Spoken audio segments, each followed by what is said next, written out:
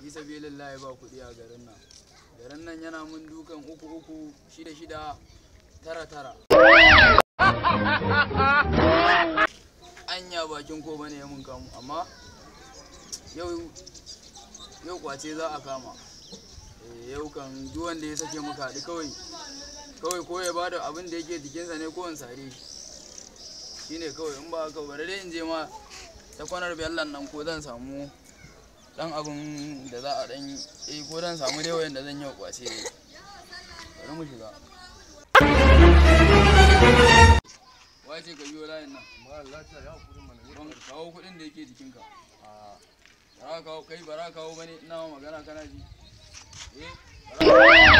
Kawo wallahi wa mu ci ta yake da Allah kai hakuri. Kawo Dan Allah kai hakuri. ban san hakuri ba ni kawai kuɗi in sani. Kai ba kuɗi saboda haka wallahi ka kawo in ba ka bai na ma aiki. Allah Kaga malam banda Allah ba kana bata mun lokaci ko wasu alayi. Daman ku ne yan kwatan sallan nan da ake faɗa. Mu din ne akwai wasu alayi ma ba ya kai bane. Daman ku neman ku muke yi. Back down. Inna lillahi ranka da wallahi Allah ba kai Back down. Ba kai zo ne ma ba. Kai Kai hakuri ranka da kabgarin kuma wa kan iska masu kunya.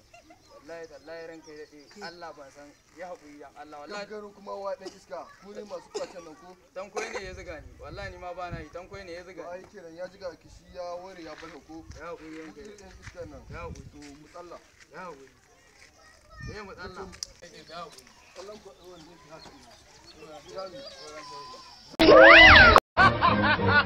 ne